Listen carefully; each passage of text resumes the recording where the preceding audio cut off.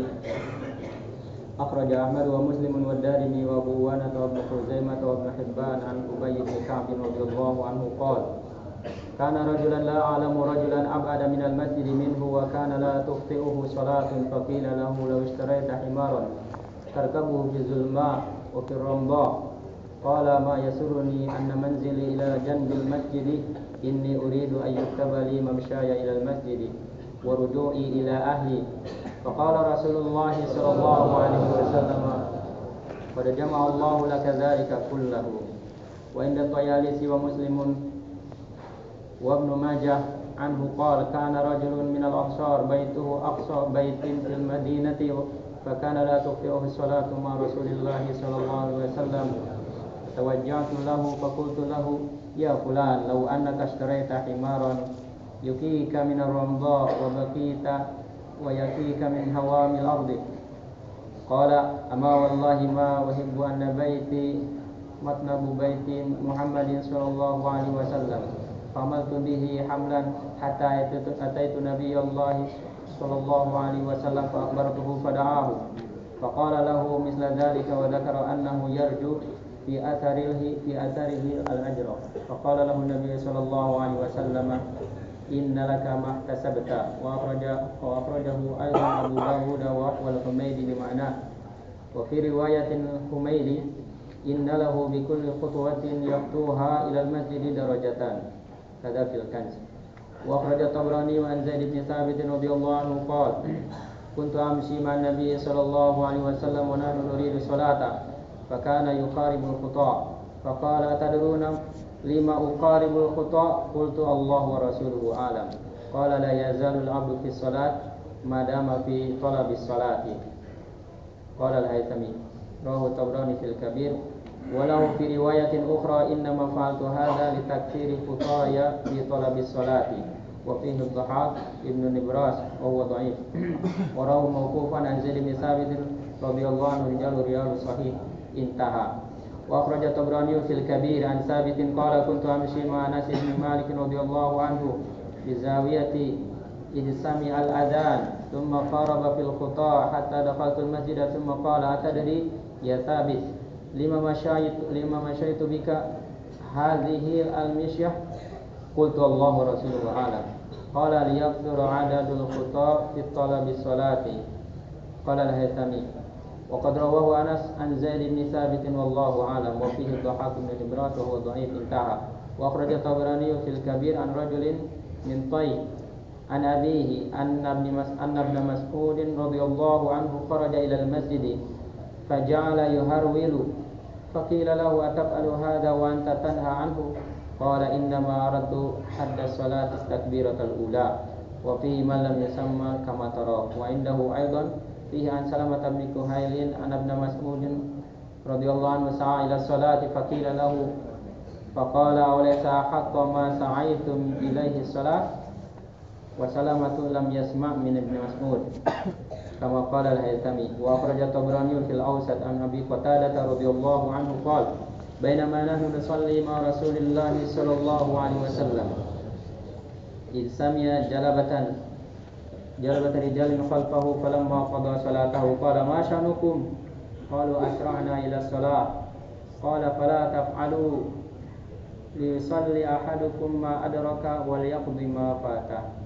ورجاله رجال صحيح وهو متفق عليه بلفظ: وما سبقكم فأتموا كما قال الهيثمي. Hadirin yang dimuliakan Allah Subhanahu wa taala. Betapa mulia, betapa tingginya nilai orang-orang yang melangkahkan kakinya ke masjid. Pahalanya tidak bisa dibayangkan saking besarnya. Yang aneh itu kadang-kadang kita kurang menghargai orang yang sudah melangkahkan kakinya ke masjid. Kita renungi hubungan kita dengan ahli-ahli masjid yang sudah rajin sholat di masjid kita. Inilah amal maqami yang harus terus kita perbaiki sehingga kita cinta pada umat ini. Orang-orang yang sudah melangkahkan kakinya ke masjid sudah dijamin oleh Rasulullah SAW sebagai orang yang beriman. Idza ra'aitumur rajula ya'tadul masjidah fashhadu lahu bil iman. Apabila engkau melihat orang bolak-balik ke masjid, bersaksilah bahwa dia adalah orang yang beriman. Jadi saya masih heran, masih ada orang berkata saya di malam masih sendiri, malam masih sendiri. Apakah orang yang sudah datang ke masjid itu bukan saudara kita atau bukan teman kita? Allah saja dan Rasulullah SAW menghargai mereka, membayar mereka dengan balasan yang sebesar itu hanya Allah Subhanahu wa taala. Maka lebih besar lagi, lebih mulia lagi orang yang jadi sebab berjuta-juta orang berbondong-bondong melangkahkan kakinya ke ini bab tentang jalan kaki ke masjid-masjid, bukan hanya satu masjid. Imam Ahmad, Imam Muslim, Ad-Darimi, Abu Uwana, Ibnu Khuzaimah, Ibnu Hibban rahimahumullah mengeluarkan hadis dari Ubay bin Ka'ab radhiyallahu anhu. Beliau berkata bahwa ada seorang laki-laki yang aku tidak tahu rumahnya itu lebih jauh daripada rumah dia, dan dia tidak pernah ketinggalan sholat berjamaah. Maka dikatakan kepada dia, kenapa engkau tidak membeli seekor keledai yang kau menungganginya di ketika malam dan ketika panas? Maksudnya kalau malam gelap susah, demikian kalau panas juga nanti susah karena nginjak yang panas. Maka beliau berkata, saya tidak suka kalau rumah saya ini di samping masjid, karena aku ingin agar setiap langkah-langkahku ke masjid dicatat oleh Allah Subhanahu wa taala. Demikian juga pulangnya aku dari masjid ke rumah pun dicatat oleh Allah Subhanahu wa taala. Maka Rasulullah sallallahu alaihi wasallam mengatakan, Allah telah memberikan pahala berangkat dan pulang dia itu semuanya bagi dia. Dan dalam riwayat Bayalisi dan Imam Muslim dan Ibnu Majah dikatakan bahwa seorang laki-laki dari kaum Ansar, rumahnya paling jauh di ujung Madinah, dan dia tidak pernah ketinggalan sholat bersama Rasulullah SAW. Maka aku merasa kasihan. Maka aku katakan pada dia, wahai fulan, seandainya engkau membeli seekor keledai yang menjaga kamu dari panasnya, demikian juga menjaga kamu dari binatang-binatang bumi, maka jawab daripada fulan itu, demi Allah, saya tidak suka rumahku berada di yang jauh ini, berada di samping Nabi Muhammad SAW. Kemudian saya harus pindah-pindahkan barang semua ke sini dan sebagainya. Maka hal itu sampai kepada Rasulullah SAW. Maka dia dipanggil oleh baginda Rasulullah SAW. Ketika ditanya sama Rasulullah SAW, jawab dia, sungguhnya dia berharap langkah-langkahnya itu dicatat pahala oleh Allah Subhanahu wa taala. Maka Nabi SAW bersabda kepada laki-laki itu, engkau mendapatkan apa yang kamu niatkan. Ini riwayat yang lain Abu Dawud, Humaydi dan Imam yang sama. Dan dalam riwayat Imam Humaydi katakan bahwa sesungguhnya dia akan mendapatkan dari setiap langkah-langkah dia ke masjid 1 derajat. Makin jauh derajatnya makin tinggi. At-Tabrani juga mengeluarkan hadis dari Zaid bin Thabit radhiyallahu anhu. Beliau berkata bahwa aku sedang berjalan bersama Nabi sallallahu alaihi wasallam. Waktu itu kami berjalan menuju sholat.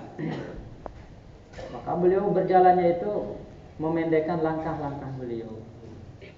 Maka beliau berkata, apakah kalian paham kenapa aku memendekkan langkah? Maka aku berkata, Allah dan Rasulnya lebih mengetahui. Maka beliau berkata, tidak henti-hentinya seorang hamba di dalam sholat dicatat dalam pahala melaksanakan sholat selama dia dalam keadaan menuju sholat. Al-Haythami juga mengatakan, Imam Tabrani meriwayatkan dalam kitab Al-Kabir dalam riwayat yang lain, sesungguhnya aku melakukan ini untuk memperbanyak langkah-langkahku dalam menuju sholat. Di sana ada Ad-Dhahak bin Nibras dan dianya baik, dan riwayat yang dilakukan itu mauquf dari Zaid bin Sabit, tapi ridalnya ridal yang sahih. Kemudian Imam Tabrani dalam Al-Kabir juga dari Sabit berkata, aku berjalan bersama Anas bin Malik radhiyallahu anhu di satu zawiyah tempat berzikir. Tiba-tiba dia mendengar suara azan. Kemudian beliau berjalan kaki mendekatkan langkah-langkahnya sampai aku masuk ke dalam masjid. Kemudian beliau bertanya, apakah kau tahu wahai Sabit, kenapa aku berjalan bersama engkau dengan cara berjalan seperti ini? Maksudnya memendek-mendekkan langkah. Maka aku berkata, Allah dan Rasulnya lebih mengetahui. Maka beliau berkata, agar jumlah langkah-langkah dalam mencari sholat, menuju sholat makin banyak. Itu kata Al-Haythami. Dan Anas radhiyallahu anhu telah meriwayatkan dari Zaid bin Sabit radhiyallahu anhu, wallahu a'lam. Di dalamnya juga ada riwayat Dhahak bin Nibras dan dianya dhaif. Imam Tabrani juga meriwayatkan dalam Al-Kabir dari seorang laki-laki dari Taif, dari ayahnya, bahwa Abdullah bin Mas'ud radhiyallahu anhu keluar menuju masjid, tapi beliau jalannya agak lari-lari kecil. Maka ditanyakan, kenapa kau melakukan ini padahal kau sendiri melarangnya? Maka beliau berkata, sesungguhnya aku ingin sampai ke sholat bisa mendapatkan takbiratul ula. Dan di dalamnya ada orang yang tidak disebut namanya, sebagaimana kau lihat. Dan dalam riwayat beliau juga di sana bahwa Salam bin Kuhail, bahwa Ibnu Mas'ud radhiyallahu anhu agak berlari menuju sholat. Maka ditanyakan, maka ketika menjawab beliau berkata, yang paling hak untuk kalian usahakan dapat dalam sholat bukankah itu? Maka Salamah disebutkan di sini, Salamah tidak mendengar langsung dari Ibnu Mas'ud radhiyallahu anhu, sebagaimana diucapkan oleh Al-Haythami. At-Tabrani juga mengeluarkan hadis dalam Awsat dari Abi Qatadah radhiyallahu anhu, beliau berkata, tatkala kami sedang sholat bersama Rasulullah sallallahu alaihi wasallam, maka ketika sholat terdengar suara agak ramai di belakang beliau. Maka tatkala selesai sholat, Rasulullah sallallahu alaihi wasallam bertanya, ada apa kalian sehingga ramai tadi di belakang ketika sholat? Maka jawab mereka, asra'na ila sholat, kami bersegera untuk ikut sholat. Maka Rasulullah sallallahu alaihi wasallam menegur mereka, la taf'alu, jangan kalian lakukan itu. Jadi lari untuk mengejar takbiratul ihram. Hendaklah salah satu setiap kalian ini sholat mengikuti apa yang ditemukannya, maksudnya ketika apa jemaah sedang melakukan sholat, ikuti itu saja. Dan yang tersisa, maksudnya yang ketinggalannya, adalah dia mengqadahnya, menyelesaikannya. Rijanya ini rijal yang sahih, dan itu muttafaqun alaih dengan lafaz wa ma sababakum fatimu. Dan apa yang kalian tertinggal, maksudnya kurang rakaat dan sebagainya, maka sempurnakanlah. Itulah hadirin bukan Allah Subhanahu wa taala. Rasulullah sallallahu alaihi wasallam dan para sahabat Nabi telah menyontohkan kepada kita semuanya bagaimana kesungguhan mereka dalam menyambut panggilan Allah Subhanahu wa taala.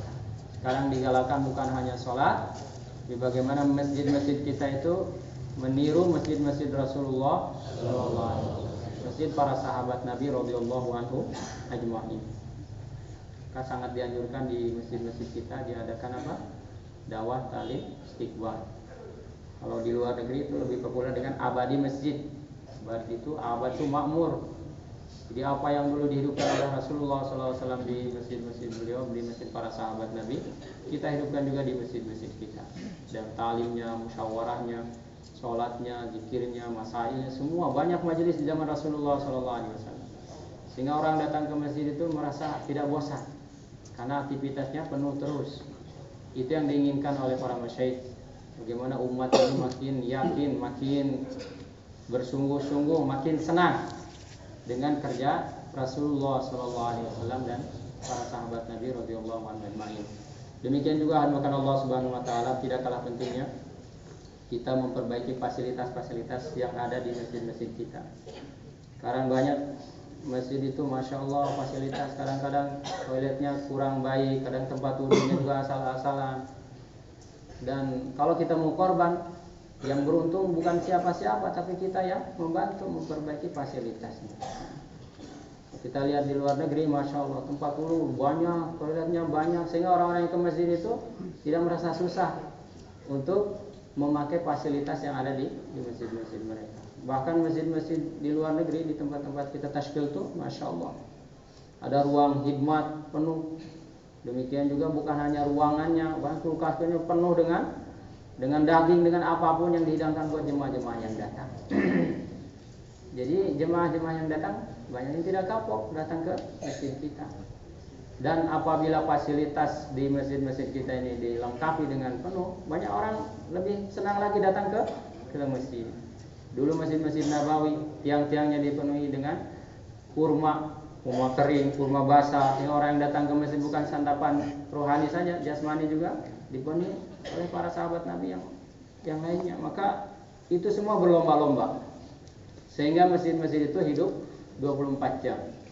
Jadi tidak ada ceritanya masjid semuanya tidur, yang itikaf, enggak, ada yang lagi ibadah terus sambung menyambung. Nah, kalau di negeri kita masjid-masjid seperti itu, insya Allah makin banyak lagi. Jadi kita lebih banyak bicara dengan perbuatan. Kalau masjid-masjid kita ada dispenser, disiapkan susu, makanan-makanan yang enak, mereka lebih betah lagi di masjid. Apa salahnya? Itu yang diharapkan, sehingga orang itu bukan hanya betah di masjid, tapi betah dengan amalan-amalan masjid, baik dakwahnya, ta'limnya, dzikir ibadahnya dan khidmatnya. Kemudian yang tidak kalah pentingnya juga, alhamdulillah Allah Subhanahu wa taala, alhamdulillah markas kita ini saya suka nanya langsung sama jemaah yang datang, ternyata tidak sedikit mereka yang datang itu tidak ada yang ngajak sama sekali. Jadi dengan keinginannya sendiri. Umat ini sekarang sudah banyak yang stres, pusing dengan masalah-masalah tidak selesai-selesai. Akhirnya mereka mencari jalan bagaimana caranya biar hati saya ini bahagia, tentram. Dia akan sungguh-sungguh belajar agama. Nah, kalau fasilitas di markas ini kita tidak pikirkan sama-sama, bisa jadi dia datang ke sini kecewa, air sering habis, fasilitas WC tempat duduk juga uyap-uyap biasa di belakang. Nah, kalau kita pikirkan bersama, maka pikir Bapak ini, korban Bapak ini, pahalanya tidak akan pindah ke siapa-siapa, tapi kepada siapa? Pada kita semuanya. Walaupun kita sudah wafat dan kita tidak tahu umur kita sampai kapan, pasti pahalanya tidak akan pindah ke siapa-siapa, mengalir pada Bapak semuanya di amal jariah. Alhamdulillah, apa yang diimpakkan oleh Bapak-Bapak semuanya, fasilitas-fasilitas sekarang insya Allah sedang dibuat lebih baik lagi. Air, demikian juga toilet yang di atas, saya sering lihat banyak yang masih rusak dan sangat tidak cukup, tetap aja uyak-uyakan. Maka kita pikir bersama agar Bapak juga bantu korban semuanya. Nah, ini ada hubungannya dengan amal-amal masjid. Man bana lillahi masjidan banallahu lahu baitan fil jannah. Siapa yang membangun masjid, bangun walaupun mungkin satu bata ikut nempel di sana, tetap Allah akan bangunkan baginya istana di surga. Demikian juga sebagaimana tadi sudah kita katakan, di Jakarta kita kebagian khidmat 1 bulan, ada yang 1 minggu, ada yang 1 bulan, lebih bagus lagi, ada maksud dari keperluan. Yang jelas semuanya orang yang berkorban, berjuang. Walaupun mungkin dia di sana kebagian mencuci WC dan sebagainya, tapi Allah di sisi Allah dia lebih mulia nilainya di sisi Allah Subhanahu wa taala. Dan itu untuk mencuci hati kita yang kotor. Tidak sedikit yang karena dia mungkin di rumahnya biasanya kebagian yang enak-enak dan sebagainya. Di sana kebagian cuci piring, merasa derajatnya dihinakan Allah, nauzubillah. Padahal Allah Subhanahu wa taala tidak melihat pangkat, jabatan. Kemudian hanya Allah yang tahu. Tapi keikhlasan itu yang hanya akan diterima oleh Allah Subhanahu wa taala. Jadi Allah tidak melihat jumlah. Allah tidak melihat jumlah, Allah tidak melihat zahirnya. Tapi Allah lihat niat kita. Kalau niat kita ikhlas karena Allah Subhanahu wa taala, maka Allah lah yang akan menerima daripada amal-amal kita. Nanti malam juga kita insyaallah niat untuk tahajud, doa panjang-panjang pada Allah Subhanahu wa taala, minta hidayah pada Allah Subhanahu wa taala, minta agar kita dipilih oleh Allah Subhanahu wa taala, mati di jalan Allah Subhanahu wa taala. Di siang hari ini insyaallah kita berjuang keras untuk mengamalkan amal-amal maqami seperti yang dicontohkan oleh Rasulullah dan para sahabat Nabi, juga maqami dan intiqalinya insyaallah. Allahumma salli wa sallim wa barik ala sayyidina wa habibina wa syafiina wa Muhammad wa sallim radhiyallahu tabaraka wa ta'ala an kulli sahabati Rasulillah ajma'in. Hamdan yuwafi ni'amahu wa yukafi'u mazidah. Ya Rabbana lakal hamdu kama yanbaghi li jalali wajhika wa 'azimi sultanika. Rabbana la tuzigh qulubana ba'da idh hadaitana wa hab lana min ladunka rahmatan innaka antal wahhab. Allahumma akhrijna fi sabilika min masyariqil ardi wa magharibiha. Allahumma qsim wa awzi' arzaqana fi jami'i ardika. Allahumma ij'al ad-da'wata ilayka sabila hayatina wa la taruddana 'anid da'wah. Allahumma astur awratina wa amin rawatina wa aslih dhata bainina wa alif baina qulubina wa walli 'alaina khiyarana wa la tuwalli 'alaina bidhunubina man la yakhafuka fina wa la yarhamuna. Allahumma zidna wa la tanqusna wa akrimna wa la tuhinna wa kullana wa la takun 'alaina. Subhana rabbika rabbil izzati amma yasifun wa salamun 'alal mursalin walhamdulillahi rabbil alamin. Boleh Pak yang mau khidmat kebun jeruk 1 bulan 10 hari